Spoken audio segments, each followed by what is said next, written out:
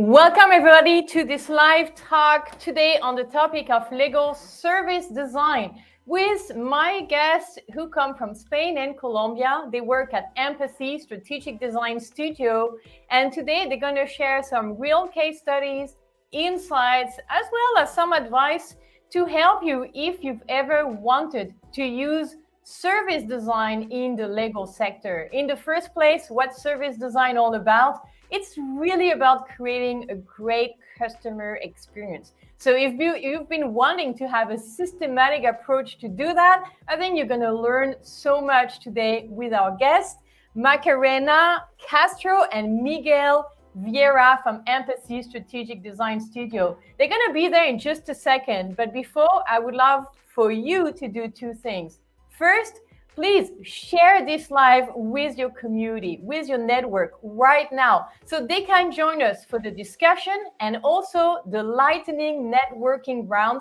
which is going to happen right after the talk.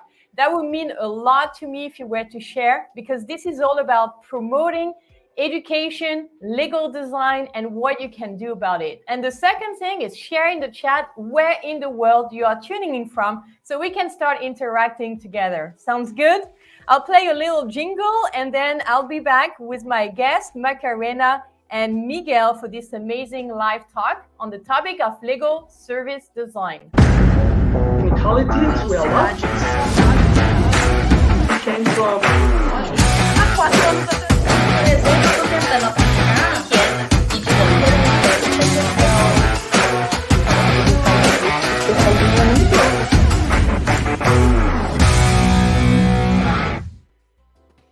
And here we are live with Macarena, Castro, and Miguel Vieira. Thank you for being here today.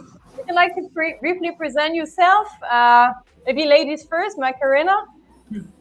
Yeah, thanks, Tessa, for inviting us. We are very happy to be here sharing with you and all the legal creatives community. Well, I'm Macarena. I'm from Spain. I currently live in Madrid, but I fully work remotely, so I could do like you, Tessa, and start being a nomad. I might ask you for some tips. And yeah, I'm a lawyer. I worked as a lawyer in a firm for a short time, and then in a company as a paralegal, but I realized that I didn't really fit there, so I started looking for to do something else, and that's where I found human-centered design, and I got specialized in design research. So now I work in Empathy, the international strategic design studio based in Colombia with Miguel. And there I'm a design researcher and a legal designer, where when I first started learning about legal design, I was like very happy to find out that legal stuff is also designable, and I kind of made peace with law. So here I am now. Wonderful to have you. Thank you, Macarena, for sharing a little bit about what led you to work more in innovation. At times, it's true, it comes from frustration and also the willingness to do better. And how about you, Miguel? I think you come from a completely different background, so it would be great to know a little bit from you. Yeah, it's completely different. So I'm head of design at Empathy right now. I have a background in product design, and I started my life as a strategic planner for an advertising company. So it was very different. I started selling chocolates, snacks, credit cards to people, and from that I found that I wasn't really connected with what I was doing. So I started searching for something that would make me feel more inspired. Then I found through design and design research the world of service design, which was a connection for uncovering insights, understanding people better through collaboration. So through that, I just like got this connection that made me into the designer that I am right now. This is wonderful, and what a special background and evolution. And let's talk a little bit about Empathy Strategic Design. What is Empathy Strategic Design? What does it do? Who does it help? It would be great to know. Maybe Miguel, you want to talk about this? Sure. So at Empathy, I would really like to start from what our name means. So we were born from an all women founded startup. And it's sort of like a cliche as well that we weren't actually founded in a garage, but we were founded in a mezzanine. So we sort of like go back to the sort of cliche for a startup. But in just 3 years, we've grown to a team of 22. We're now focused on design research, customer experience, service design, and all on the side of legal design or visual design, as well as UX and UI. So until the date, we've done projects with more than 40 clients, and we help different sectors from financial institutions, insurance, fast-moving consumer goods, ONGs. So we go all over the place doing what we love, which is uncovering insights, understanding people, and designing great experiences. So what we like here is that our main value is the co-creation and collaboration with our clients. We don't use any black boxes. It's crystal clear from day one when you work with empathy, and that's something we are really proud of. We love creating phenomenal experiences for our clients and for their clients to enjoy. I love this. I love this story. Starting in a mezzanine. Yeah. I think Legal Creative started in a penthouse, which was a 1-bedroom penthouse. This is great. I love it. We have a lot of live attendees as well. So let's take a moment to acknowledge everybody who's live. We have Susanna, who's really excited to be there. Cecilia, who's tuning in from Argentina. So great to have you with us, Cecilia. We have Mariana from Colombia, Yassir from Morocco, Christophe. We have, of course, Empathy Strategic Design Studio following us too. Marija from Barcelona. Carol, great to see you. It's great to have everybody tuning in. Keep commenting, keep sharing comments, questions, and reactions as well. And get ready for the postdoc networking, which is going to be a ton of fun. So let's dive into this really fascinating topic of legal service design. And I would love to know a little bit, how is it like to work with service design, and why it's so relevant for the legal sector? So are there any connections between service design and the law? Are there any implications? Macarena, maybe you would like to talk a little bit about this? Yeah, first, hi to everybody. You're from many places. When I become a nomad, I'm going to visit you all. So yeah, in empathy, we design experiences that empathize with the world. And we work really hard to understand the problem or challenge that we face and the context.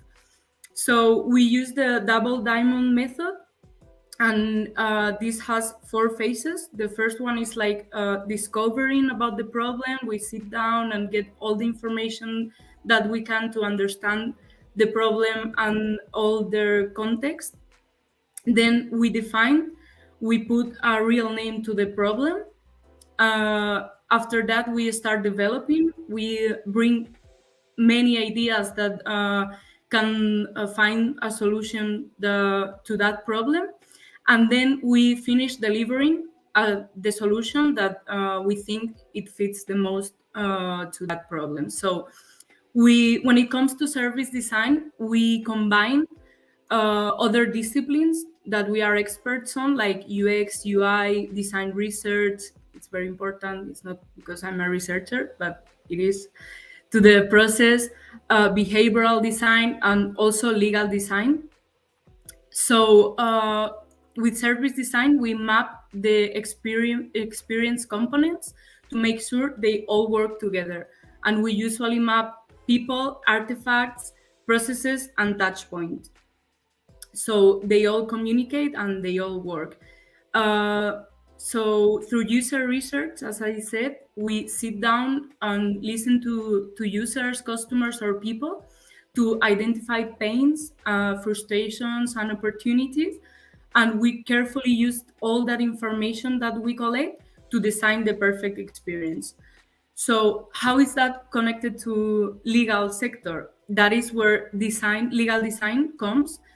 Legal design is not always designing contracts or visual contracts. That is awesome, and we also do it. It's very important, and it's a very good way to start. But we cannot forget that the contracts have a whole experience around, and we design holistic experiences, and most experiences have legal touch points. The legal touch point is when the users interact with the service or the experience, and it has legal consequences. So we really take care of that and to design it and make it customer centric, so the users don't find it painful, you know. And we always say that legal is everywhere in our daily life, and we have legal experiences every day. For example, the other day I went to the store, and I went to a clothing store which I don't usually do because I don't really like it. But I was buying some clothes, and I had this offer, like 2 clothes for one. And the cashier was like, okay, you have to give me your name, data, email, blah blah blah. And I was like, oh no, thanks, I'm good. I prefer not to share you my data. And she insisted, like, yeah, please just share it, you won't have any notification, blah blah. And I was like, no, thanks. And she finally said, okay, if you don't share the data with the store and become a member, you won't get the discount. It's a silly thing in our daily life, but that was a painful experience for me, and it had legal consequences, because sharing my data with that store, it has consequences. They are going to use them for some reasons that I didn't know, and I didn't know before picking my things to buy that I had to become a member to get the discount. So you can design that experience to make it better, and every experience through legal service design. So that's what we do. We design the whole experience and take good care of the legal touch points and artifacts.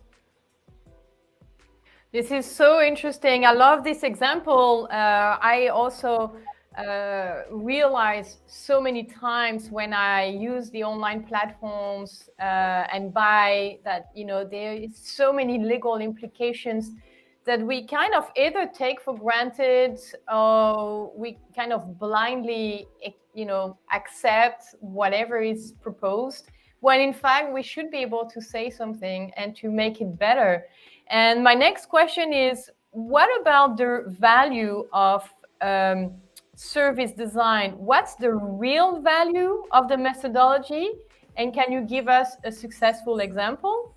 Miguel, do you want to share a little bit, since you have so much experience in the field? Sure, Tessa. So, talking back to what you were just saying, I want to pick up on that. And service design is a great way to shed light on something that maybe is hidden to everyone's eyes.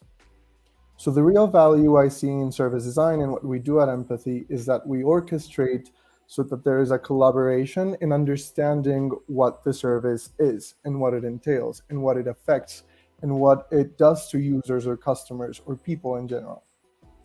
So what I usually do with service design is try to put front and back together. And that's usually like the whole focus for service design. So it's a practice that, for example, we've been using in one of our clients that is a large asset manager in Latin America. And this client has used service design and customer experience as one of the premises so that they can feel that they are closer to their customers. And the way they're doing this is by applying sort of empathy maps and conversations with clients since the beginning of their ideation process for their development of their projects. So if you, from the beginning, start talking with people, start collaborating with people, you then have a clearer perspective on whether what you're designing, your value proposition, your whole service, your product offering is actually connected to those real needs or not. So the real value of service design is uncovering insight, connecting those areas of a company that usually are not connected.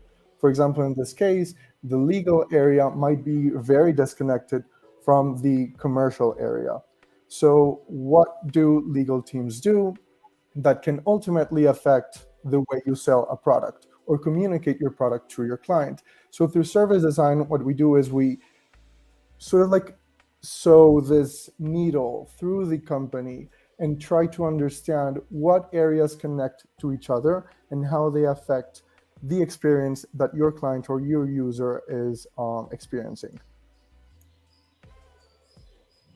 I really like this. Maybe one small clarification and additional insight. What exactly do you mean by connecting the front end and the back end, Miguel? Perfect. So when we talk about the front end, is everything that is front facing to the customer. So that's where we think that it's more like, more evident for you to understand where you're failing to deliver on an excellent or great service. So for example, when you go to a store, what happened to Macarena, and you have a bad experience with the customer service agent or with the storyteller, it's very easy to understand that that's a problem with the front. It's what's in front of you when you're a customer.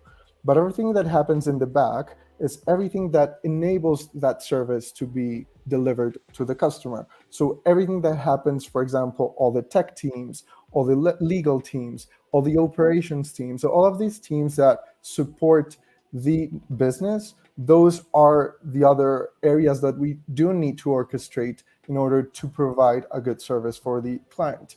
And sometimes we do forget that these areas have a very, very big impact on how we respond to that customer's needs. We usually, we think that, for example, someone back in operations that doesn't have like an experience with customer-facing products or services just sits down there and works on a computer, but maybe the time it takes for that operations manager to do his job or her job will ultimately affect the experience that that end customer is having. So that's what we do. We try to bridge the gap between front and back so that we can shed a light on everything that's happening in the company. Yeah, I love that. Makes total sense, right? But maybe sometimes we just don't realize that, saving a little bit of time here and there at the end of the day can make a huge impact for the customer. And what are the expected outcomes from a service design blueprint workshop? Because I understand this is usually done through workshopping, right? So maybe you want to tell a little bit about what is the workshopping experience like and what are the tangible outcomes that we can expect. Miguel? Yeah, so first of all, I don't know if everyone in the live audience really knows what a service design blueprint is. So I'm just gonna quickly explain what it is and what it's for. So a service design blueprint is exactly the tool that we use to display or visualize that experience we were just talking about. It's an experience that tells you, okay, the customer does this first, then he goes over here, and then this happens. And when you tell that in a linear way, you sort of get a broad sense of what's happening in the customer's life. But then when you add these layers, which we call swim lanes, below that experience, what we can see from this is how the front and the back come together. And that's when we start designing a blueprint. So a blueprint is a tool that we use to visualize the experience and how front and back come together. So contrary to what many people would think, the most important thing for me in a workshopping experience is having the right conversations. Sometimes blueprints are a result of very deep conversations, and we tend to want to have the blueprint done in the same or the first workshop. And that's usually not what ends up happening. The best thing to do is have the tough conversations, bring in the customer, have them question your service, have them painfully express what they've lived through experiencing your service, and probably having collision of ideas, fostering encounters between teammates or silos of the company that don't usually talk to each other. So for me, that's the real value of having blueprinting workshops, having those conversations that would never happen in any other way. So at the end, what you end up having is a very, very detailed map of an experience from front to back where you can see that needle threading over the silos of the company, which was what I was saying earlier before. So in the specific case for service design blueprinting, what I would recommend is that there's a clear way to see the voice of the customer from the end to the other end of the experience. It's very important for the experience to be built on what the customer really lives. It's not what you from your desk think the customer lives. It's what actually the customer is experiencing. So throughout that experience, you should be able to identify all those pain points, all those gain points, what the customer feels, what are the emotions that are running through their bodies. So for that, it's very important to conduct the proper interviews, to have the customer always in mind, and to understand that you necessarily are not your own customer. So that would be my recommendations for the workshop and for developing a great service design blueprint. Wonderful. Thank you for sharing about that. Yeah, I think having those tough conversations are really important. Not easy though, but very insightful to identify where we can improve. And I love that approach. It sounds fantastic, but I'm sure there are some challenges along the way and some obstacles. What are some of the obstacles you have found in this process of blueprinting a service? Macarena? Yeah, Tessa, you're right. Unfortunately, there are many obstacles that you can find in the way, but it's very important to keep trying and don't give up, because it's not always easy, but it is worth it. And if I had to say one obstacle that I found a lot in this process, it's getting the right information. You need information, a lot of information for designing a blueprint, and it's not always easy to get. First, you need to get information from the stakeholders, the owners of the process that you are blueprinting, and that is not always easy to do, because many reasons. They might be busy, so if they are very busy, you need to anticipate this and summon them with enough time. Make sure you sit down with them and they tell you their information and they listen to you. They might not believe in service design, or might not be too open to innovation. So try to convince them with facts, data, metrics. You have talked about metrics and how important they are in legal design. They are very important, so find metrics to show them. Time is a very good metric, as we mentioned. In legal design, you can measure time of the process of signing a contract, time of reading a contract or a legal artifact, time of an onboarding process. Time is a very good ally to show them the success of legal design. Also, for example, number of claims you get, that's another metrics you can use.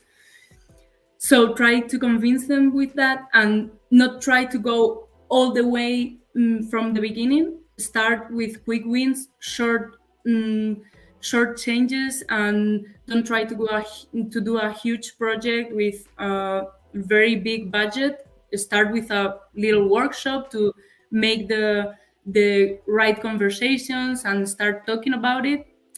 So that's what I will tell you about stakeholders, to anticipate them. And other information you're sure going to need is, once again, user research information from the users of the service, of the experience, and from the people that are going to live the experience you are designing. So this is also sometimes hard to get because of lack of time or lack of resources, but still do research. It's better to have few information than having nothing. So if you don't have many resources, you can try to get to collect previous information that some other people had collected in previous research reports, do desk research, then launch surveys. They are sometimes easier than user interviews, because a short survey, people usually don't mind to answer it. if you have to interview people and you don't have users, just I dare you to get out of their office and go to the streets, find the people. I have done it. It's hard, but it's also funny, and you can get valuable information for that. And ask your friends and family, and ask them to help you if they are the profile you're looking for. And if you ask your mom to help you, tell her to tell you the truth, and not everything is all right, everything is fine and precious, because that won't be useful. But always do research. Service design without stakeholders' information and users' information is not useful. So I would tell you that. Yeah, I love that. I wouldn't ask for feedback from my mom. She tends to have a lot more negative feedback in general than positive. Or maybe I should. It could be good to improve. That was really great. I love those examples. User research, not easy, but really important. And how about the? Did we talk about the outcome of the service design blueprint? Just a second, I'm losing my thread here. The obstacles, the value, what clients value the most. That's what I wanted to talk about. So despite all the difficulties and challenges, there must be something very valuable in putting the effort, time, and resource into this. And so from the perspective of the clients, what do they value the most? What is the thing they say is really useful when they do a service design workshop? Macarena, would you like to continue talking about this? Yeah, yeah. Well, when we talk about deliverables that come from a service design workshop, it's the same with tools. You start learning tools for service design, and you sometimes think that they are all mandatory and you have to use them all in the process.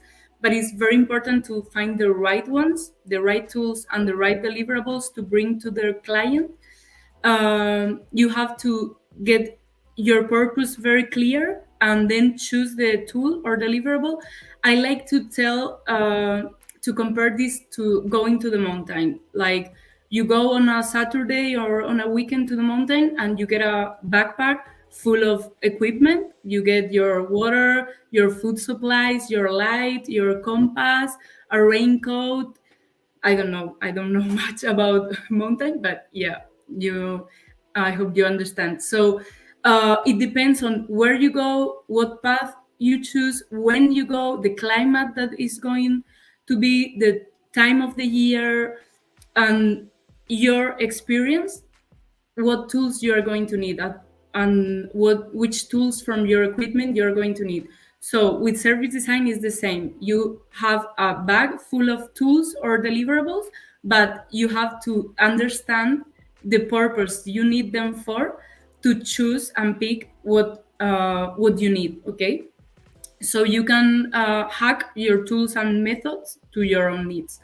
So you can bring your clients insights reports if you have information to give them, a service blueprint, as we said, a customer journey, user persona, mind maps, stakeholder maps.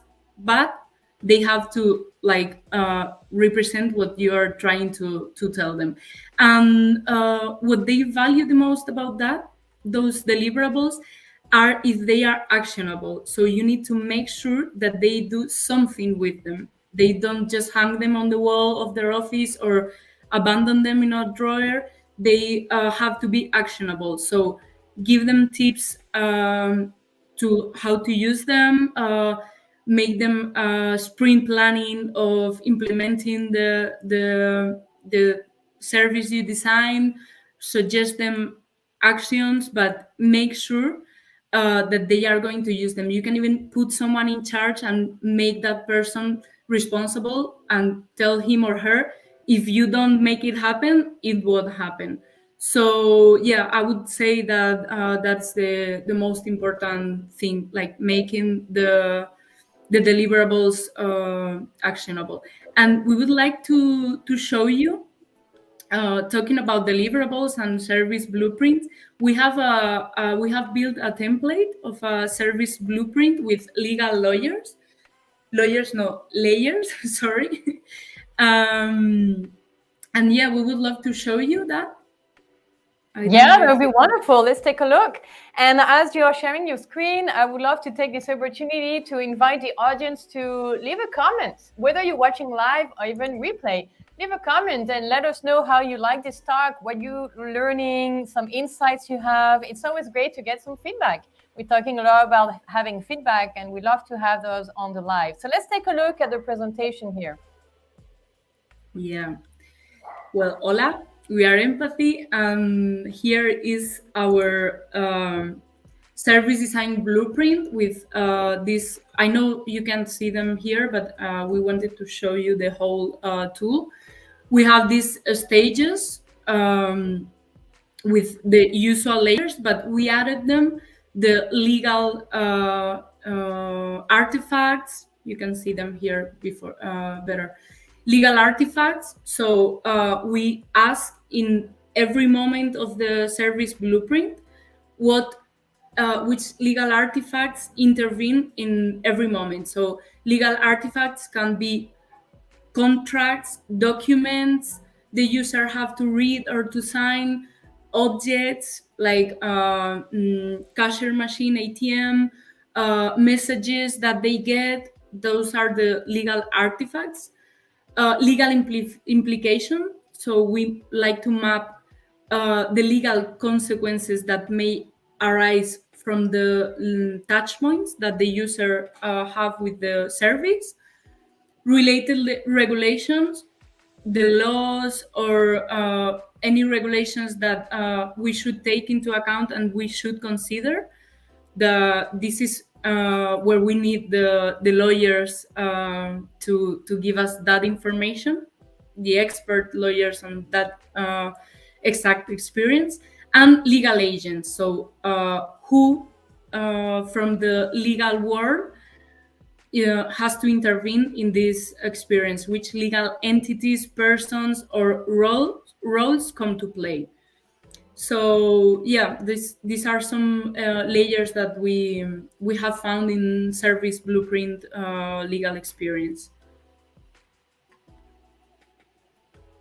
I don't know if you have any questions, maybe. Yeah, I don't know if the audience has some questions. It would be wonderful based on what you have just shared. It would be great to know. I love this blueprint. I think this blueprint is fantastic. What I like about it is that it's made for the legal sector, legal artifacts, which is really great. So I invite the audience to ask questions on the blueprint or anything in general related to this talk, legal service design. And we're going to continue this conversation. And don't forget, at the end, we're going to have a lightning networking round. It's going to be a lot of fun. And you're going to have an opportunity to maybe even be in a breakout room with Macarena and Miguel, or one of them. So, which is pretty cool. So let's continue a little bit about the biggest mistake to avoid when doing service design, whether it's legal service design or service design which has legal implications. Miguel, would you like to talk about some of the mistakes to avoid so we can learn from you? Yeah, so first of all, no mistake is going to do a lot of harm. So just like go out there and commit all mistakes that you want to take. It's by taking risks, we're going to learn, so it's fine. But apart from that, one of the biggest mistakes you should avoid is designing from your desk. And this is very common even for designers. We tend to think that our client or our user has the same needs as we do. So we should move away from that, because probably that person doesn't even act, think, or do anything the same way we do. So for that, I would like to build on that idea that Macarena was just talking about, the blueprinting process, in that it is common for lawyers or attorneys to sit in their desk, search for the documents, what are the recent laws that come out, but then how do those laws affect people? So it might be very common for them to sit down on their desk and then just write down on the blueprint, okay, so this law number da-da-da that came out this year does this and this and this to that. But then when you tie that to how people feel about that, it's completely different. And it gives you another layer of information that you can build on, and that is very important, because what we're trying to discover through the research process is what are the real needs and wants and overall pains that these customers have while experiencing those legal touch points. So super, super necessary for everyone when they're running out workshops or a blueprinting process to stand up from their desks, go out to the street, as Maka told them, and talk to people. You're not your user, you're not the person you're designing to. So that's something that I really wanna push. It's very, very, very, very important. Secondly, and going back to the desk, probably your desk is the place where you feel more comfortable. But it's not going to be the place where everyone feels comfortable, or your office is not going to be the place where everyone feels comfortable. That's the same thing that happens when you bring that expert hat when you talk to people. So if you put on the hat of being an expert lawyer, or you put on the hat even of an expert designer, and you start talking to people, you tend to talk in a way that it's not empathizing. So it is very important to remove that hat, go to the level of conversation, of what really matters to people, so that you can really connect in their needs, can really connect to what really hurts them, and understand their experiences in a true way. I say this because it's really easy to just like mix around, and I am the expert right now and I am going to tell you what's right and what's not. But if you're trying to discover how to design a better experience, it's better to listen than to talk. So that would be my biggest mistake.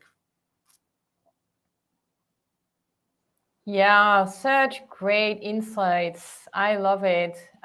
We tend to love sitting at our desk, but going out there is actually not just more exciting, but a lot more insightful. And love it. So how does Empathy Strategic Design Studio can help in this journey of creating legal design blueprints and helping kind of reduce the gap between the front end and the back end? Maybe Macarena, want to talk a little bit about this? I see we have some Yeah, slides here. Shall I share them? I wanted to share the screen again. So in Empathy, we are here to help organization to bring amazing experiences. As we said, we design awesome experiences, and legal experiences can be awesome too, and they can be fun. So we are here to make the legal stuff easy to use, and even, I would dare to say, attractive to users. We are here to bring together design and law, because they can get along very well, and we prove that. We are here also to make a positive impact through legal experiences. And yeah, as we said, legal touch points are everywhere, so we really need to take care of them and bring them into the service designing sessions. Yeah. So if you want to do any of these, just let us know, and we would be very happy to help you. And talking about this, what is the best way to connect with you, Macarena, Miguel, and with Empathy? Yeah, we are in LinkedIn, both of us, as Macarena Castro and Miguel Vieira. We have we are in LinkedIn as Empathy Strategic Design Studio. We have a website, empathy.com.co, and we are also on Instagram, Empathy Strategic Design. So we would be very happy to connect either way of those. Great. This is wonderful. I love it. And anything else the audience wants to ask? I see we have really great comments here from everybody who's watching live. Mabel, hi Mabel, great to see you. She says better listen than talk, so true. Marcela says, thank you so much for sharing the legal design layers that complement the blueprint. Yeah, I really enjoyed that as well. Catalina says, such a useful tool, very important to map every legal touch point where customers have to make decisions, and that will somehow impact their lives. Absolutely. And well, great comments here. This is wonderful. I would like to give this opportunity to ask Miguel and Macarena if there's anything they would like to add, maybe a few takeaways from this talk and this live event, whatever it is. Miguel, would you like to share something? Yeah, I would definitely like to share something that is commonly talked about in the design scenarios, is that legal teams are not there as stoppers. Legal teams are not the end of the experience. When we design experiences, we should include legal teams from the beginning. And I say this because sometimes we say, oh no, I'm going to take this to the legal team, and they're going to say, no, you can't do it, start over. So wait, why don't we put them in the mix from the beginning and use the legal team as a capacity to understand the way we can get things done? And that's very interesting because the legal team is there because the legal team is also creative. We cannot think that designers are the only creative people around. Everyone can be creative, and legal teams are very creative. So that's important in every way, to join forces with design and with legal teams from the beginning of projects so that you get great experiences. And I would never get tired of saying it. Just take action, go out, prototype, test, go on and feel what it means to deliver an experience to your client. Don't think that you need to have the best experience and that it's perfect for it to work. Just go on and make mistakes. That would be, for me, the takeaway.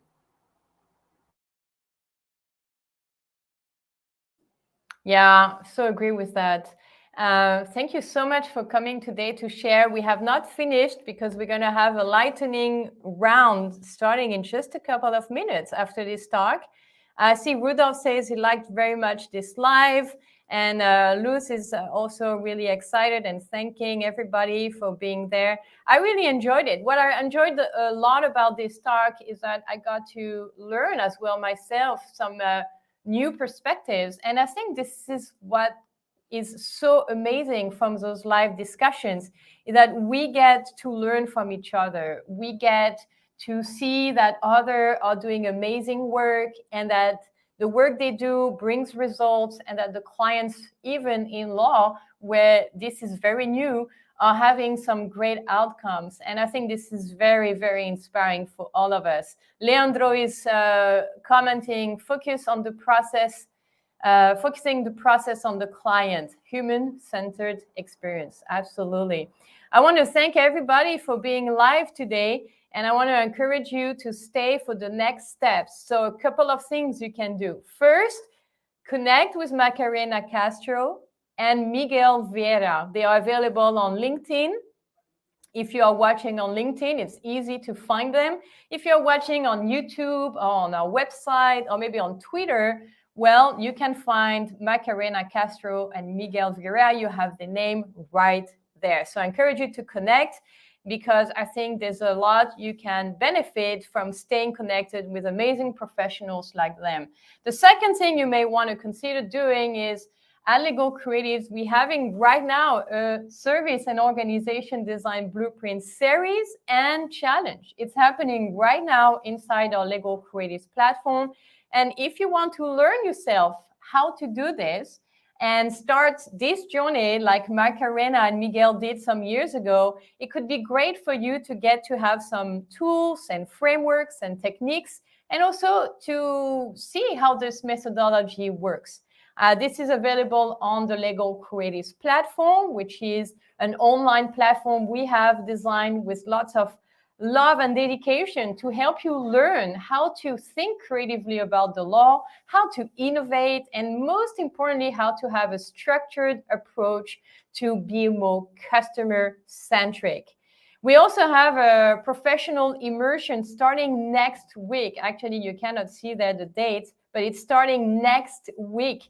And so maybe some of you would like to be guided through this process of applying legal design step by step, acquiring the framework, the tools, the techniques. Well, I have great news for you because the 6th edition is starting this Wednesday, and I would love for you to be there. Now, I want to say thank you so much to our live guests today, Macarena and Miguel. It was such a great experience to be with you today and to learn from you. And I want to take this opportunity to invite you all for the networking round. What is the networking round? Well, it's a way for you to be able to connect in a more authentic manner by being in a breakout room with other participants, maybe with myself, maybe with Macarena, maybe with Miguel. And for that, you need to register to the event, the official event at legalcreatives.com/legal service design with empathy. And when you register there, you receive the link to join the networking round. And the reason we ask you to register is because if we put the link out there, you may have heard those stories of people doing Zoom bombarding. They go to Zoom because they find the link and then, you just don't have a great experience. Anyway, that's why we're having you register there. It's pretty easy. It's going to take a second.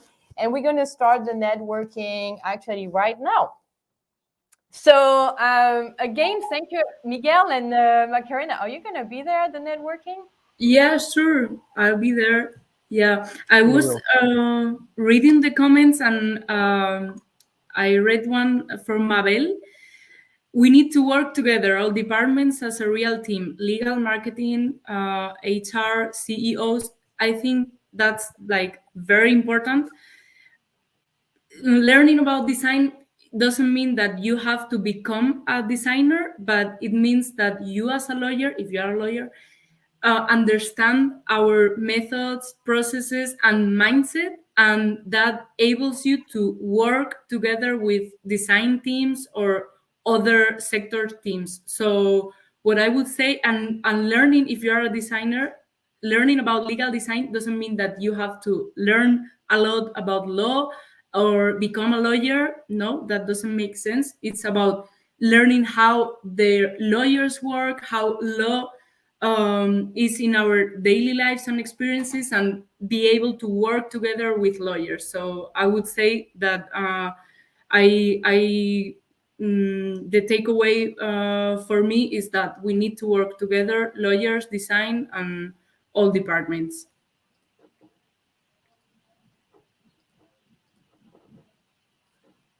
Sorry, I totally agree with that. Susanna says she loved the talk. Well, in this case, I would encourage you to come to the networking round. We are starting it now. Just a second. You have the link right there. Did you sign up to continue this conversation and be with us in the networking round? Please, please, please let us know in the chat.